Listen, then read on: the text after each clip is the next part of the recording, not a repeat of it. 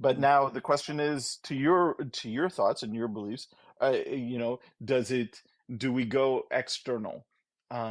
I don't know. I mean, I'm not deep enough. I mean, I think it's in quite the obvious. I mean, yeah, here, by the way, like, I learned in Aish also. I was there in a few. yeah, Aish in the old city, right? Um, I mean, that was my main yeshiva. I also learned in Orzamech. But I think it's obvious by the simple fact that you don't expect people who are anti-Israel to come to the conclusion that Israel has a right to exist on their own. You're there to in some way nudge them in the right direction. right. I think. Well, I mean, I made the statement that Andrew Tate converted to Islam, and I'm thinking like so many more people converted to Islam because of him. Right. It's your job as someone who debates for the Israeli side would be so much easier if people would just change their religion. If somebody converts to Islam, by definition, they're going to be anti-Israel. But if they convert to Judaism, they're more likely to be pro-Israel than not. I mean, you could have an anti-Zionist Jewish person. All right. So even from that perspective, it looks like I'm trying to make your job easier.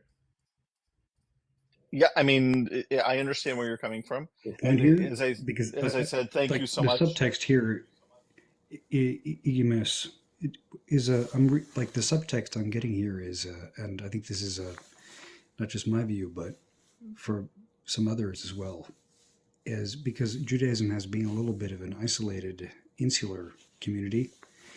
Is there a concern there that if you open up and more were to know more, or perhaps even to convert, that it would somehow water down your faith or your communities? Is that the concern? My concern? No, my concern is not that at all. I believe that if every sole person in the world wants to convert to Judaism, I'm all in favor of it. But I think it comes down to each person's sincerely held religious belief or the lack thereof in finding spiritual satisfaction within their own religion that causes someone to choose to whatever or for whatever religion they choose to affiliate with, and whether it be Judaism or some other religion they're in. And kind of that's Do my you mean take on it. And Let me come that's in on this. Hold on. So you mentioned that you're going, like for Shabbos dinner, you're going to your Chabad rabbi's house. okay. Jews actually do proselytize, right? They just proselytize people who happen to have Jewish mothers, right? So this is what Chabad does. As a matter of fact, Chabad invented this. Like kiruv, or what they call shlichut, like in Lubavitch, Right. like reaching out to people because they have a Jewish mother, was invented by Chabad. Because nowhere in the Talmud did anyone feel an obligation to someone because of DNA. I mean, I think it's a great idea, by the way. All right. But this idea of taking someone who's completely irreligious, knows nothing about Judaism, but happens to have a great great great great grandmother who was Jewish, and you feel an obligation, or like you see the potential in that person to become a well-rounded moral Jew, but a Gentile who may have just as much potential in his life, right, but doesn't have a Mosaic pedigree. You don't see that your time would be well spent sharing the same message that you would share with this other individual because he lacks the DNA. Like, doesn't that show that the traditional position is a little bigoted?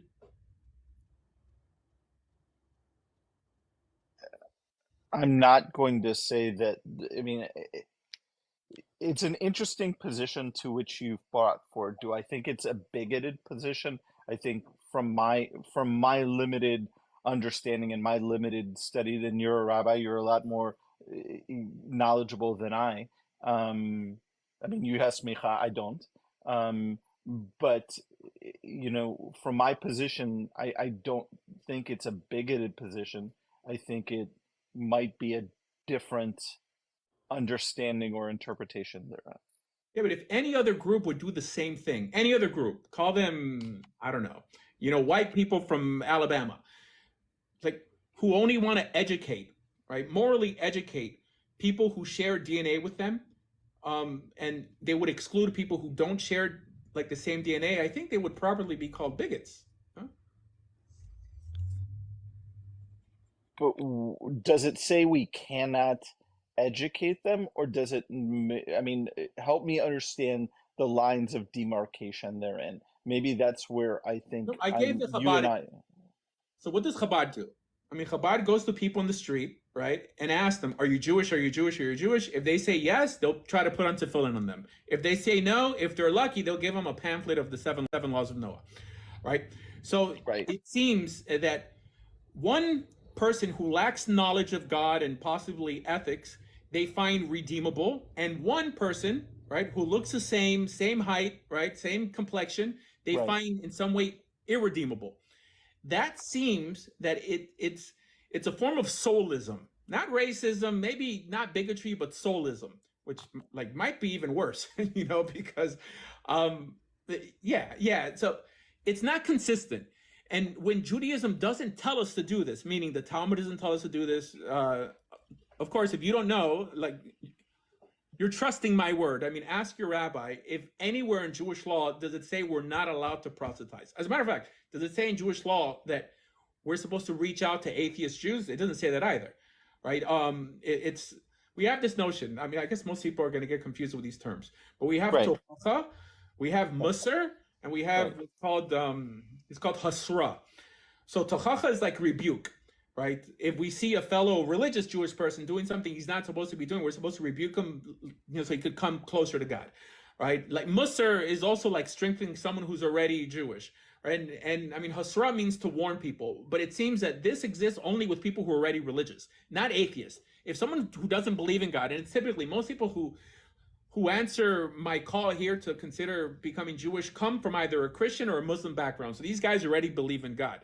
While most people that Chabad reaches out to, most Jews are atheists, right? They're atheists, and they do tshuva, right? They'll come around, but why is it that a group like Chabad will only focus on people because of DNA, right?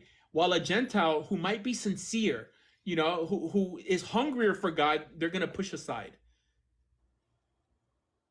So then explain to me, I mean, encapsulate to me, like, what are you trying to hopefully achieve then? To make more Jews, that whether they have Jewish mothers or not.